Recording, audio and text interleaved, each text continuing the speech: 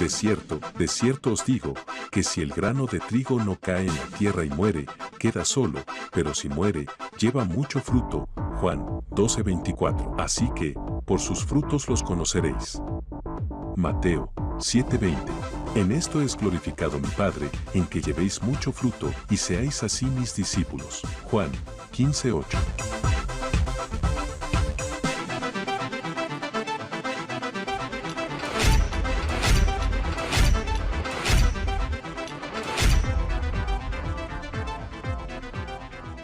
Quiero detallarme en ese versículo 4. De eso hace referencia hoy lo que vamos a hablar. Y de Isaías. Versículo 4 dice: no temas, pues no serás ¿qué? Confundida. Y no te avergüences, porque no serás afrentada, sino que te olvidarás ¿qué? De la vergüenza de tu juventud y de la afrenta de tu viudez. ¿Qué dice? No tendrás más memoria. Bueno, esta palabra se ha titulado como olvida la afrenta del pasado. Olvida la afrenta del pasado. Y esa afrenta no es solamente contra Dios, sino contra las personas y aún inclusive de las personas hacia nosotros. Esa afrenta que a veces suele suceder, que está ahí y que carcome nuestros huesos, como dijo el salmista. Mientras que callé, mis huesos se debilitaron. Quiero que vayamos a mirar con respecto a este texto de no temas, pues no serás avergonzada. Quiero que vayamos allí a Juan capítulo 4 y vamos a mirar en palabra de Dios para todos, por favor, a partir del versículo 3, por favor.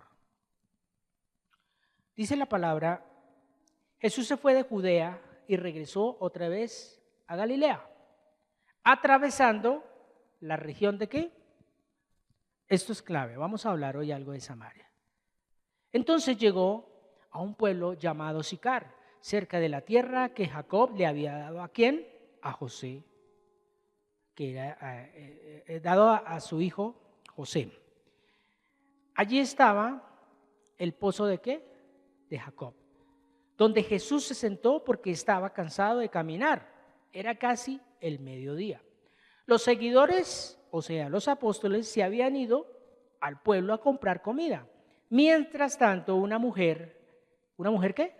Samaritana, vino a sacar agua y Jesús le dijo: dame un poco de esta agua. 9. La samaritana le dijo: ¿por qué me pides agua? Si tú eres judío, ¿y yo qué? Samaritana. Le dijo eso porque los judíos no se tratan ¿con quién? En ese momento, para ese tiempo.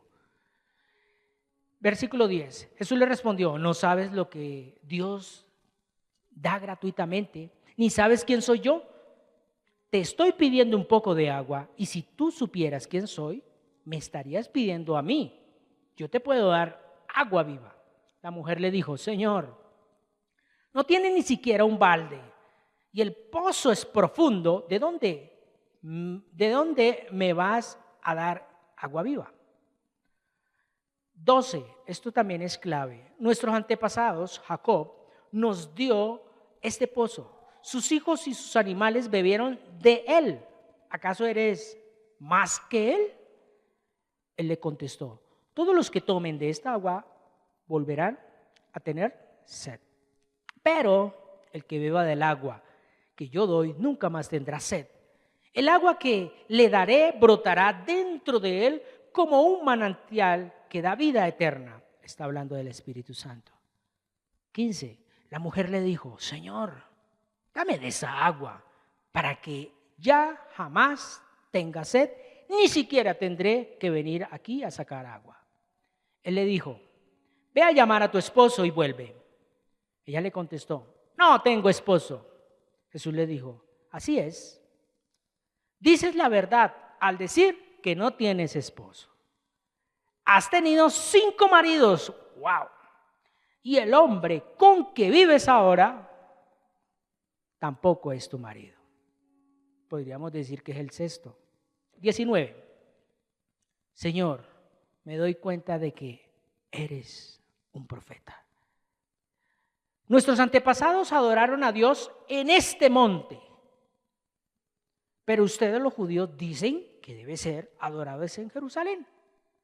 Jesús le dijo, créeme, mujer, que llegará el momento en que ustedes no adorarán al Padre en este monte, ni tampoco en Jerusalén. Ustedes los samaritanos adoran algo que no entienden. Nosotros los judíos sabemos lo que adoramos, porque Dios salvará al mundo por medio de los judíos.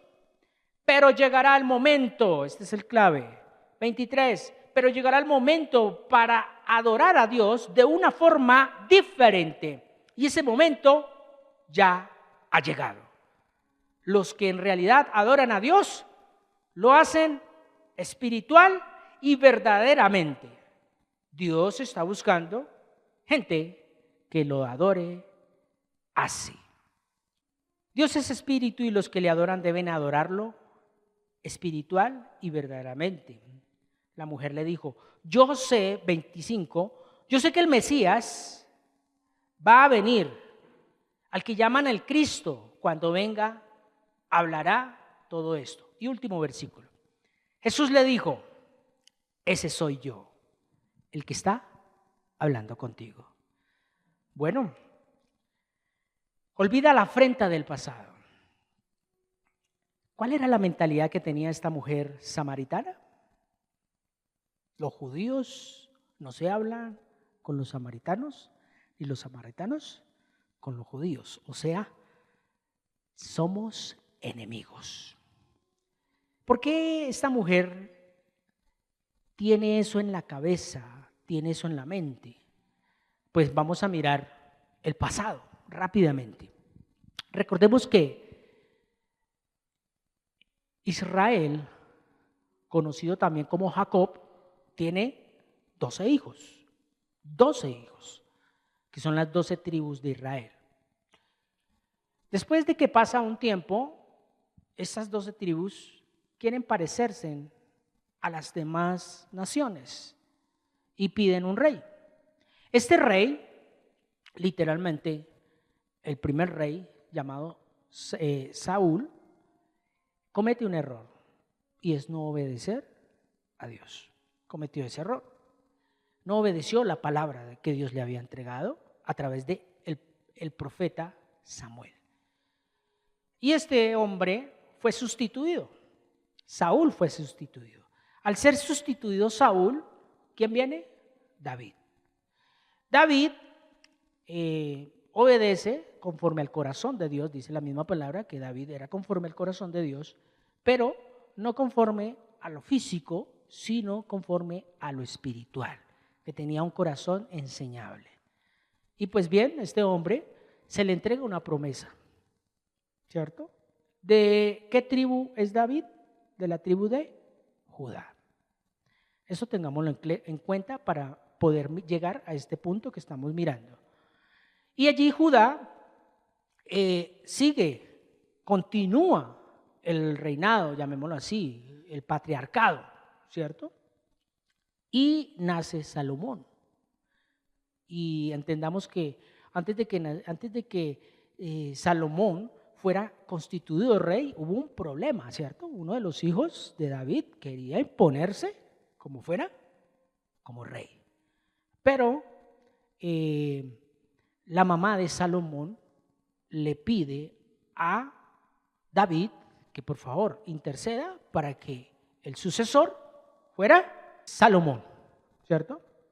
Entonces, Salomón pide sabiduría para gobernar bien, pero comete un error, ¿cierto? Cometió el error de que primeramente hizo negocios, atesoró muchas cosas, plata, muchas cosas. Pero lo peor fue que se casó con muchas mujeres incluyendo mujeres extranjeras. Esas mujeres extranjeras inclinaron el corazón de David, de Salomón, ¿a qué? A pecar. Y ahí es donde se empieza a formar el problema. El problema fue que se divide el reino. Recordemos que el hijo de Salomón se llama Roboam. Roboam literalmente es el que debe gobernar, llamémoslo así, pero este hombre pide, llamémoslo así, consejo con los jóvenes, con su estatus, porque se reunió fue con la gente de poder en ese momento, no con los pobres, llamémoslo así. Y teniendo de pronto él ahí a los ancianos, la cual los ancianos le advirtieron, le dijeron, a ver, si usted quiere seguir gobernando y quiere verdaderamente ser un excelente rey, a ver, bájele a los impuestos, evite esto, bueno, en cuanto más que todo la economía.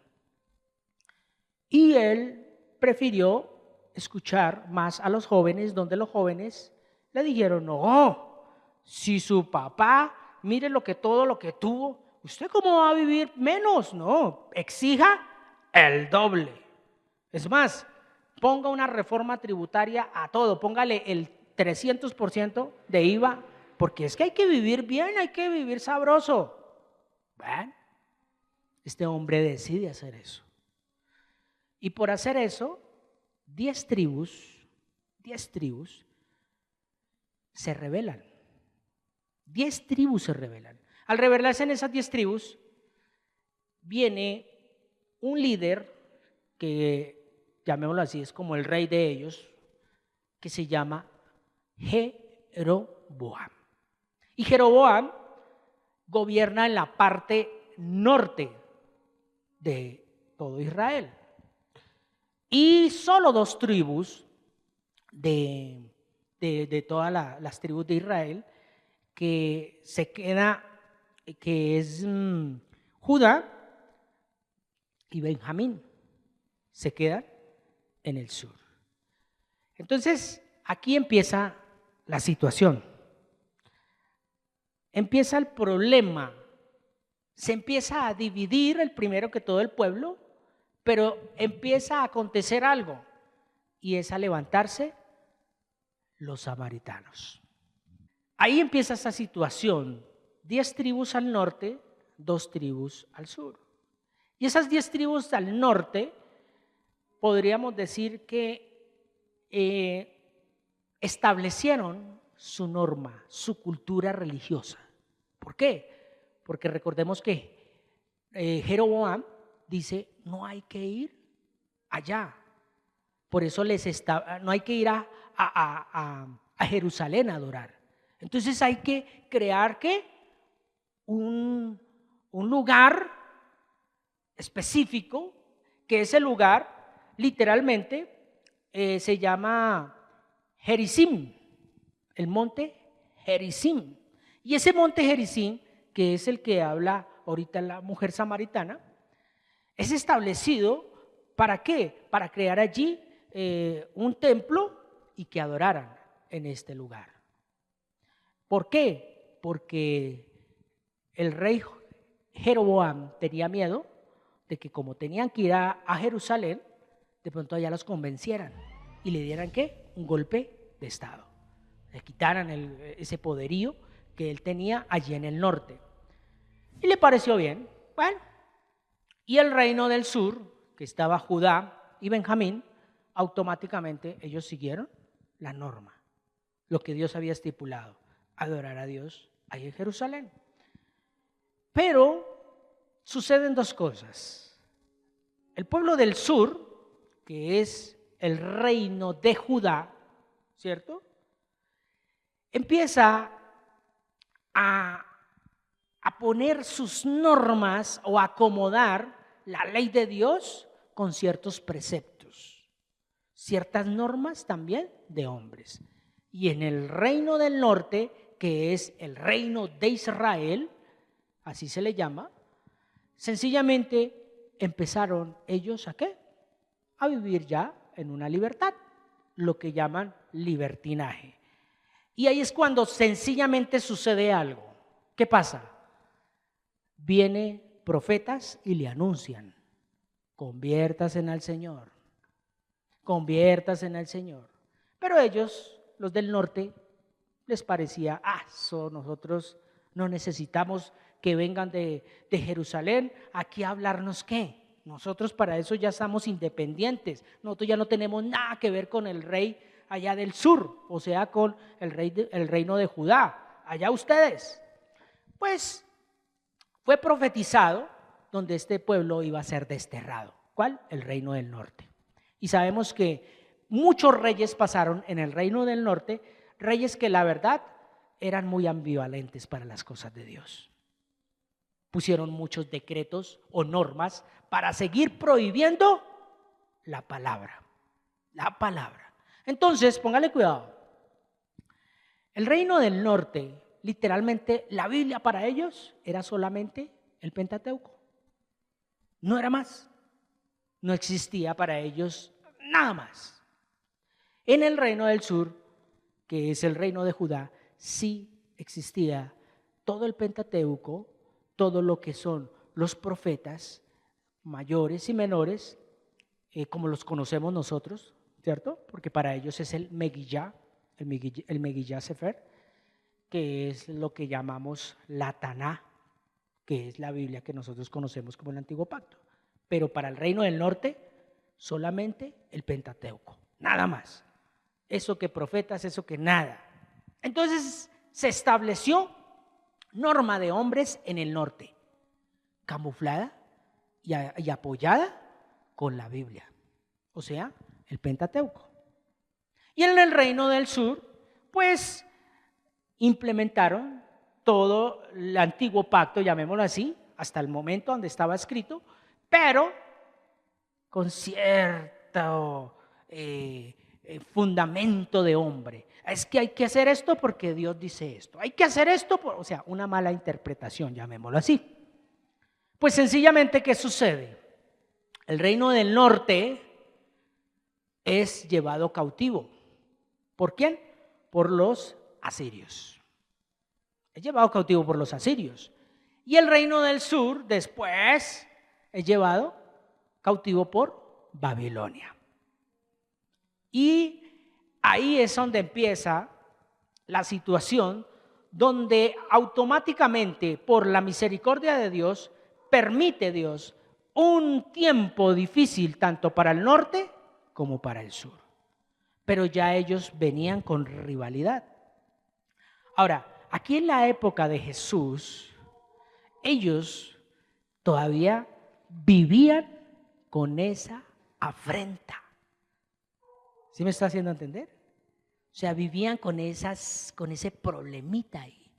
Por eso no la iban bien. Por eso vivían agarrados. Por eso no tenían comprensión del uno con el otro. Se encontraba un judío y un samaritano. Eso era una guerrita ahí, bien sea de palabra o hasta de puños. Era bien tremendo. ¿Por qué? Porque no habían olvidado la afrenta del pasado. Y bien, así transcurrió todo el tiempo hasta que viene Jesús. Y en la época de Jesús, ahí vamos a mirarlo. Allá en el versículo, por favor, vamos a mirarlo. Versículo 9. Versículo 9. ¿Cómo dice?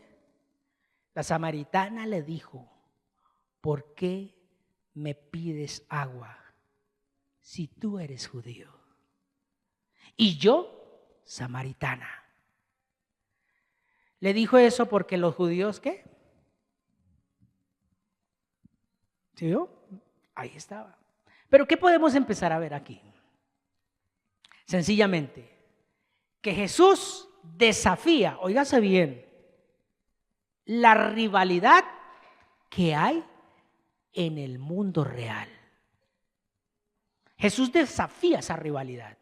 Jesús literalmente dice: venga, si ustedes son hermanos, son hijos de Jacob, llamado Israel, y permitieron que en sus vidas se dividiera, por eso dice la palabra que una casa dividida jamás prospera, y viene ese conflicto y ahorita ustedes ni siquiera se tratan del uno al otro. Y si miramos literalmente cómo Dios utiliza este tiempo de de esta mujer samaritana para estar hablando con Jesús y traerla ¿a dónde? Al reino. Recordemos que esta mujer dice, es que ustedes los judíos dicen que es ¿en dónde? Allá en Jerusalén. Pero nuestros antepasados adoraron acá en este monte, que es el monte Gerizim. Entonces ahí es donde literalmente empieza ¿a qué? A enfrentar el reino de Dios con el reino de los hombres. ¿Por qué? Porque el reino de los hombres siempre es con argumento. No, pero es que es así, pero es que es asá. Y es cuando el Señor le dice, no, es que ya no va a ser ¿en dónde? Ni allá ni acá. O sea, ya no es con el concepto que usted tiene de Dios como lo vas a adorar, sino con el Espíritu, como tú vas a adorar a Dios. Porque ahí lo mismo lo dice, porque Dios está buscando a esos adoradores. Ya no está buscando a alguien que se encuadre y diga, es que a Dios hay que hacerlo así, es que a Dios hay que buscarlo así, es que Dios dice es así. No, es en espíritu. Y cuando hablamos de espíritu, es volver al diseño original. Y ahí es la importancia. Muchas veces quizás nos comportamos los mismos cristianos como esos judíos radicales. No, eso no puede ser así, eso no es así, porque eso es así, porque escrito está y es que es así. Pues bien, está bien así para usted, pero usted está enfrentándolo o está afrontando ese momento ¿desde dónde? ¿Desde el espíritu o desde la carne? Porque si es desde la carne, es de todos esos conceptos que usted tiene que se camuflan, dizque de espiritualidad, pero en la verdad es un tema religioso. Y un tema religioso que a veces se camufla de luz, pero no es luz. ¿Por qué? Porque es imposición. Es decir, y es que aquí dice y aquí dice, no, venga. ¿Cuándo Jesús obligó a esta mujer samaritana? No la obligó, sino que le dio fue palabra de vida.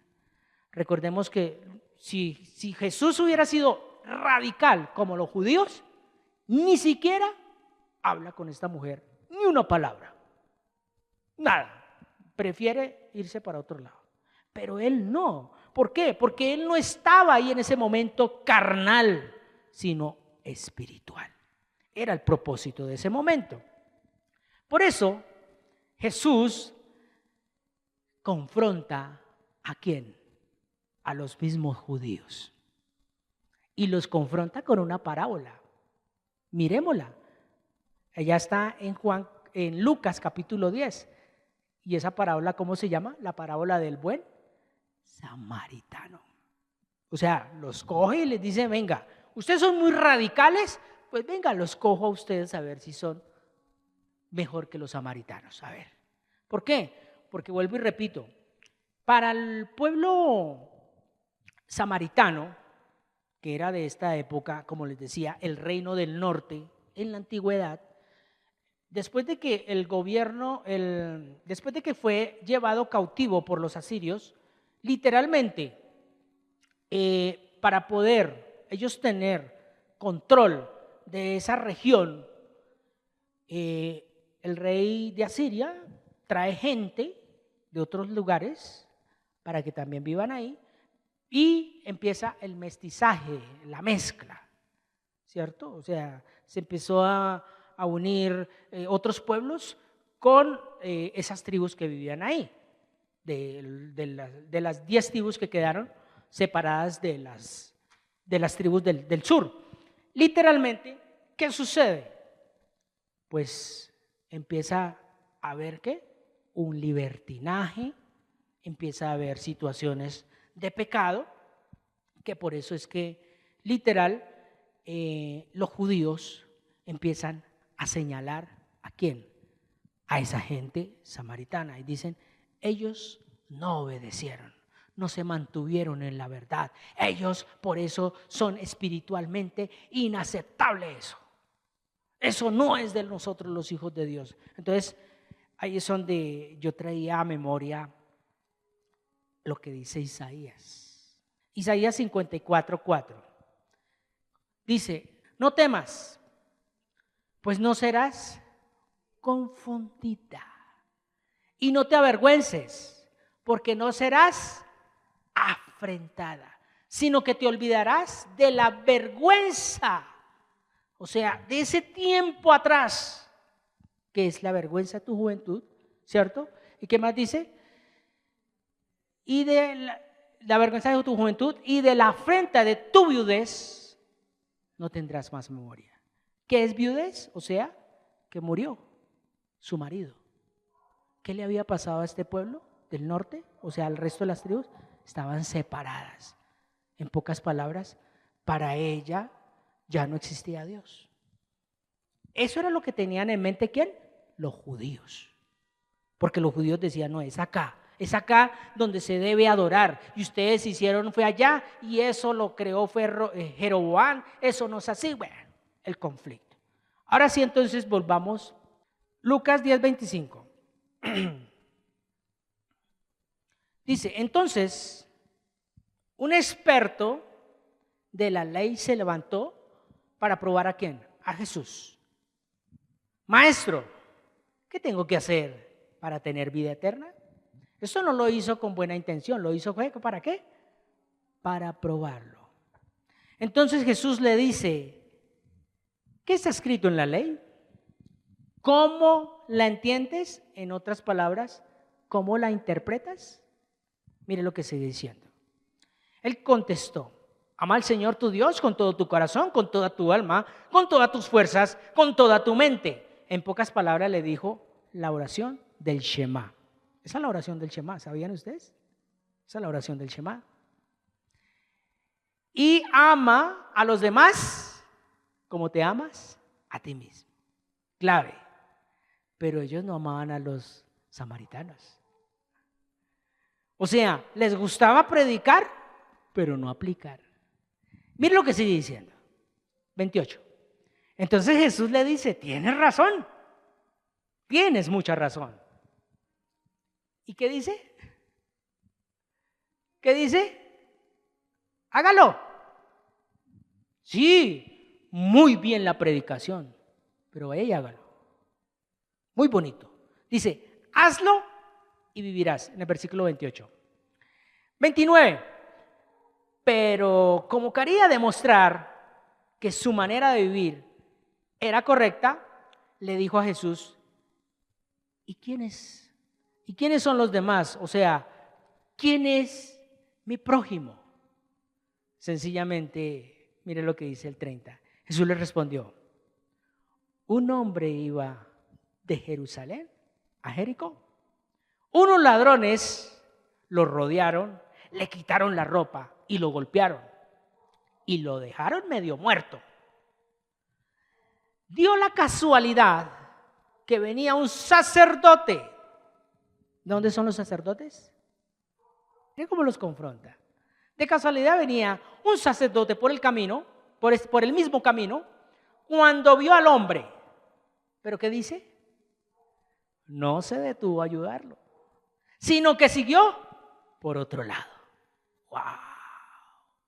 Mire lo que dice. De la misma manera, un levita pasó por el mismo lugar, vio al hombre, pero también siguió por otro lado.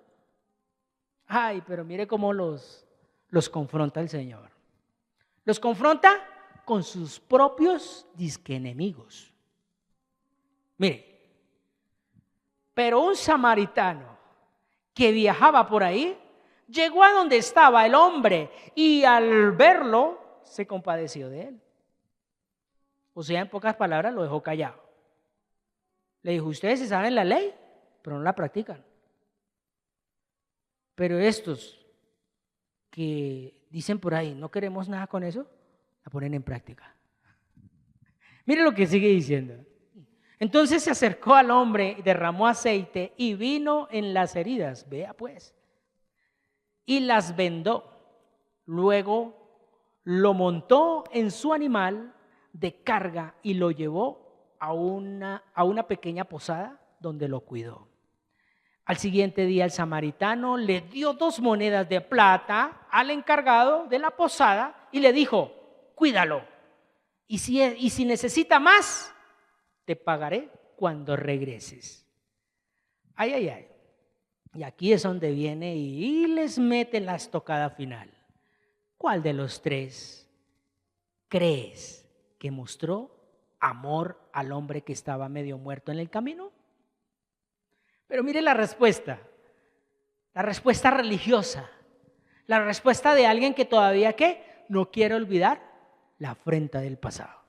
Mire, el experto de la ley dijo, el que tuvo compasión de él, no dijo el samaritano, ¿lo dijo?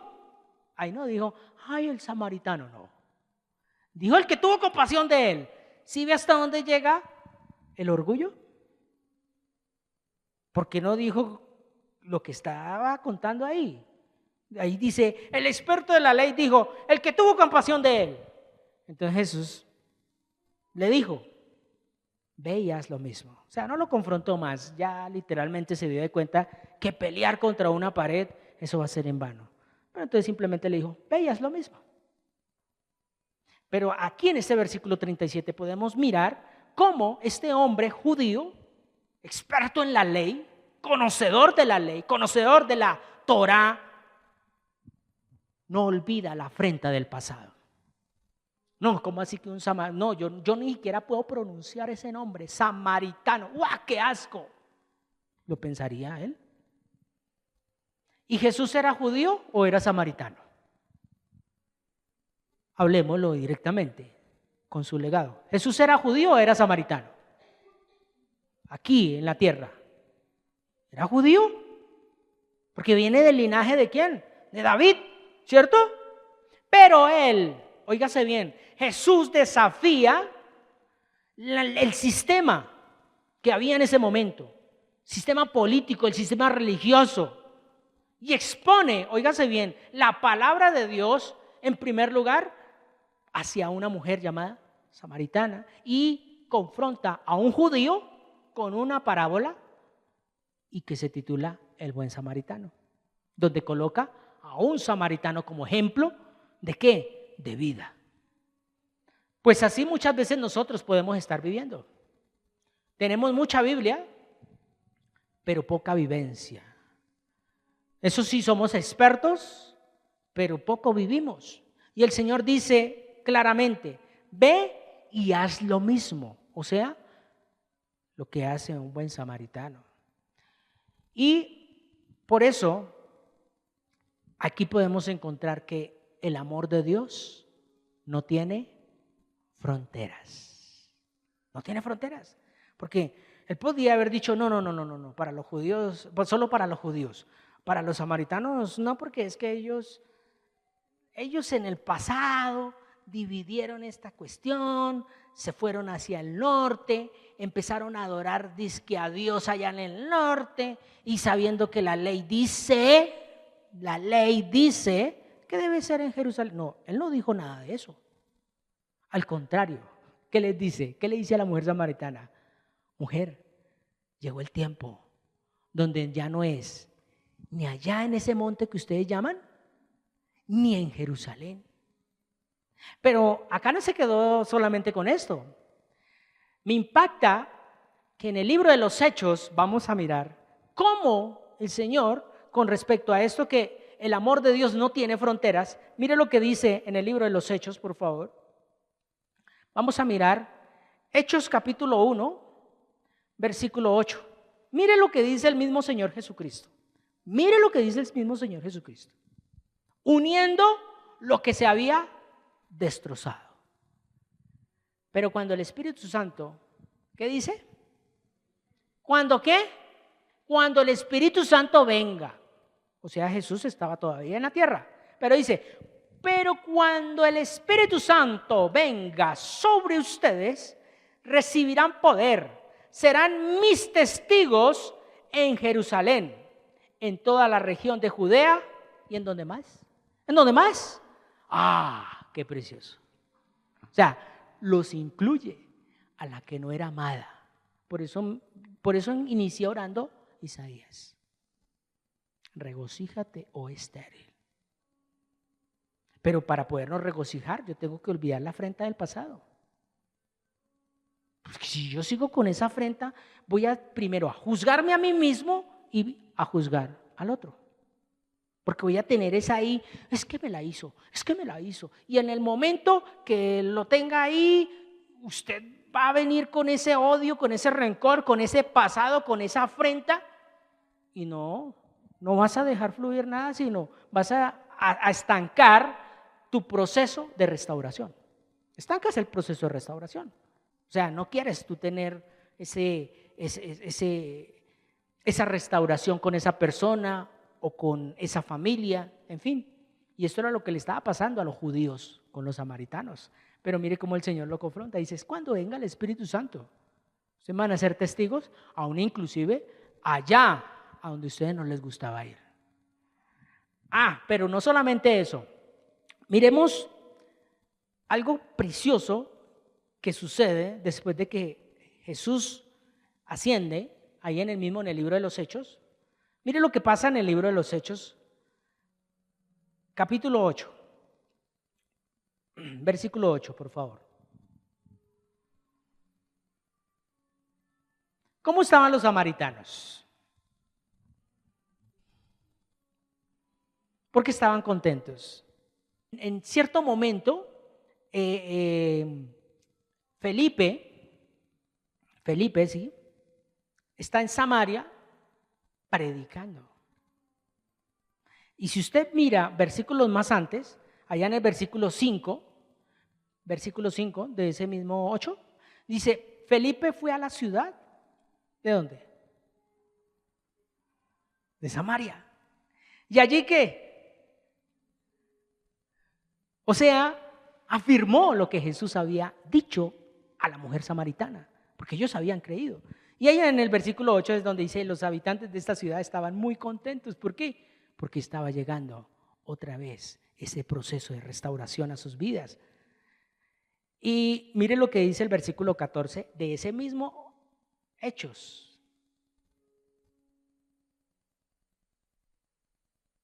8:14. Los apóstoles estaban todavía, ¿en dónde? ¿En dónde estaban los apóstoles? Allá en Jerusalén. Pero mire lo que dice, cuando ellos supieron, esto es clave, que Samaria había aceptado la palabra de Dios, ¿a quién enviaron? Mandaron la pesada. Mandaron a Pedro y a Juan, mandaron la pesada. Y mire lo que dice, mire lo precioso. Y cuando llegaron a Samaria, Pedro y Juan oraron para que los creyentes de Samaria recibieran el Espíritu Santo, porque el Espíritu no había venido sobre ninguno de ellos. Solamente se habían ¿qué? Bautizado en el nombre del Señor Jesús. Y lea el versículo 17. Léalo. Después de orar, Pedro y Juan le impusieron las manos. ¿Y qué pasó? Dios no tiene fronteras. Sucedió algo en la que literalmente vivía en el pecado.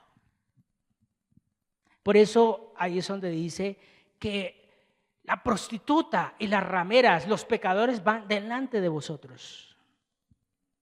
¿Por qué? Porque literalmente era la amada que estaba desterrada. Podríamos decir que vivía separada, porque lo dice en Isaías. Entonces, con esto que podemos hoy empezar a mirar, miremos cómo están nuestras vidas delante de Dios. Porque tú puedes estar viviendo en cualquiera de los dos extremos, como un samaritano o como un judío. No como un buen samaritano, ni tampoco como un buen judío, no, sino vivimos esa en nuestra religiosidad. Samaritanos nada que ver con los judíos, y los judíos nada que ver con los samaritanos. Esto es así y así, así, y esto es así y esto es así. No, es el Espíritu Santo, tanto allá como acá. ¿Por qué? Porque es solo un Dios, un solo Dios, uno nomás, no son dos dioses. Que al día de hoy otras denominaciones adoran a Dios de otra manera. ¿Quiénes somos nosotros para juzgarlo? Si yo tengo el Espíritu Santo, yo no puedo juzgar, porque el Espíritu Santo no me pone a mí para juzgar, sino a mí me pone es para orar por ellos, para darles vida, llevarles luz, no juzgarlos. Pues bien, por eso Jesús habla con esta mujer samaritana. A veces vemos solamente el pasaje, que es muy bonito y que cabe recalcarlo al día de hoy, que los verdaderos adoradores adoran al Padre en espíritu y en verdad, pero no profundizamos. ¿Por qué Dios le dice esto a una mujer samaritana y no a un judío? Es más, ¿por qué se lo digo? Si nosotros nos ponemos a analizar, ¿estaban ahí los apóstoles? ¿Ahí estaban los apóstoles? No estaban, ellos estaban ¿en dónde? ¿Estaban qué? Comprando pan, alimento. Era solo Jesús con una mujer samaritana. Y entre ellos, en su cultura, su pensamiento, mentalidad religiosa, mentalidad humana, no la iban. Por eso esta mujer queda asombrada y le dice: ¿cómo usted siendo judío viene a mí? Si usted y yo nada que ver. Y Jesús le dice muy claramente: si tú supieras quién te está pidiendo. Ahí es donde literalmente nosotros como hijos de Dios, óigase bien, como hijos de Dios, dice la palabra, no hacemos acepción de personas. ¿Por qué no las hacemos? Porque Dios no hace acepción de personas. Sencillo. ¿Qué tal Dios? No, hoy los malos no reciben sol. Y mañana solo van a comer mis hijos. Dios mío, si fuera así, primeramente yo ya estuviera muerto, porque no recibiría sol, y segundo, porque no recibiría comida. Porque eso es lo que debe uno como hijo de Dios, debe uno ponerse al frente. No decir: si ven, ahí le están hablando, mire, pase al frente, ahí le están hablando. No, yo soy el primero. Un hijo de Dios siempre se coloca de primeras. Y con esto termino en esta noche. Un hijo de Dios no dice: Señor, perdónalos. Un hijo de Dios no dice eso. ¿Sabe qué dice un hijo de Dios? Señor, perdónanos. Porque se incluye. Un hijo de Dios se incluye con el pecador, aunque no haga pecado. Eso es lo que verdaderamente nos tiene que a nosotros tocar el corazón. No es solamente apréndase versículos y apréndase más Biblia, pero no vives. Aquí el hombre judío fue confrontado en su religiosidad. ¿Y por qué fue confrontado? Porque tenía mucho conocimiento, pero poca revelación. Y la revelación no quiere decir que va a interpretar cosas nuevas. No, la interpretación es simplemente vaya y hágalo. ¿Por qué no lo hacían con los samaritanos? ¿O por qué no lo hacían los samaritanos con los judíos? Pues ya lo entendemos. Yo por eso les llevé a través de la historia qué fue lo que pasó. Espero que me haya hecho entender un poquito. Pues no soy tan historiador, pero traté de serlo. En lo poco que el Señor me permite a mí descubrirñar un poquito su palabra. No soy maestro en esto, pero trato de de infundir esa verdad de Dios.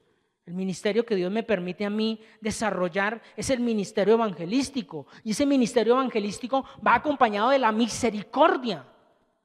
Una persona que no tiene misericordia, ¿cómo va a alcanzar a aquellos que necesitan al Señor? Nunca. Por eso Dios tuvo que permitir, óigase bien, una situación difícil, o sea, un momento trágico. ¿Con quién? Con Esteban, ¿o no? El primer mártir. El primer mártir de los cristianos. ¿Para qué? Para que el pueblo huyera. Y parte de esa explosión evangelística, yo lo llamaría, es que empieza a suceder que se empezó a predicar allá en otros lugares que no se había predicado, porque ellos estaban muy felices ahí encerrados en Jerusalén, ahí. Pero permitió la persecución. En pocas palabras, lo que parece una tragedia, para Dios eso es una bendición. Por eso a veces Dios permite que hayan situaciones en nuestras familias, momentos inclusive de muerte física a un ser querido, pero para bendición. Porque Dios necesita alcanzar al que no era amada. Duro. Es duro a veces que una mamá, como lo podíamos ver el domingo, tenga que pasar por un momento difícil de salud para que un hijo, así sea uno, se arrepienta. Y va a permitir lo que sea, como lo mirábamos en estas enseñanzas de este hombre endemoniado. Dios no le importa que se pierda la economía, lo importante es que se salve uno. Por eso entregó lo más valioso a nuestro Padre Celestial. ¿Qué entregó? A su único hijo. Y nosotros, a ver, ¿qué hemos entregado nosotros? Nada. Ni siquiera el tiempo, porque ni siquiera es de nosotros. Pero a veces decimos, no tengo tiempo. Ay, Dios, tenga misericordia de todos nosotros. Bien, familia, esta era la enseñanza de esta noche, la cual, pues, la verdad, estoy en blanco, pero bueno, esperemos que el Señor haya hecho lo que tenía que hacer, tocar nuestros corazones, recordando muy bien que no somos hijos de Dios para señalar, somos hijos de Dios. ¿Para qué?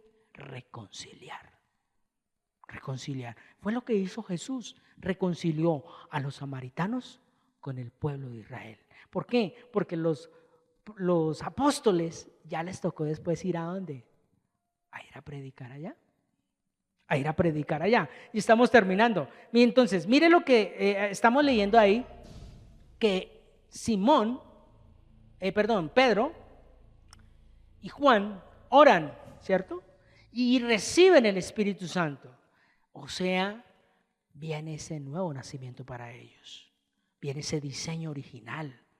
Y lo hace con un pueblo que no era en su momento ya casi respetado por los mismos judíos. O sea, en pocas palabras, la que era rechazada, la que no era amada. Y por eso termino leyendo otra vez ese Isaías 54:4, para que terminemos en esta noche mirando y analizando ese versículo. Isaías 54:4. No temas, pues no serás confundida, y no te avergüences, porque no serás afrentada, sino que te olvidarás de la vergüenza de tu juventud y de la afrenta de tu viudez, no tendrás más memoria. Eso es lo que hace el Espíritu Santo. ¿Ve? Entonces no podemos decir, tengo el Espíritu Santo y odio. No tienes el Espíritu Santo. Tienes un espíritu endemoniado que le hace creer que eso es luz. Entonces, que el Señor Jesucristo nos continúe fortaleciendo. Vamos a orar para salir de este lugar bendecidos y fortalecidos. Oremos el Salmo 121. Dice, alzaré mis ojos a los montes, ¿de dónde vendrá mi socorro? Mi socorro viene del Señor que hizo los cielos y la tierra. No dará mi pie al resbaladero, ni se dormirá el que me guarda. He aquí no se adormecerá, ni dormirá el que guarda a Israel. El Señor es mi guardador, el Señor es mi sombra a mi mano derecha. El sol no me fatigará de día, ni la luna de noche. El Señor me guardará de todo mal. Él guardará mi alma. El Señor guardará nuestra salida y nuestra entrada desde ahora y para siempre.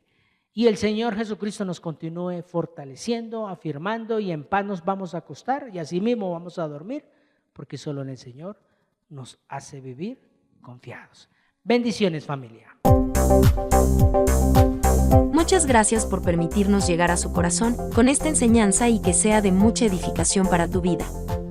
Regálanos un like y comparte este video, suscríbete para que estés enterado cuando subamos un nuevo video o realicemos alguna transmisión en vivo, y así recibirás las notificaciones, activando la campanita.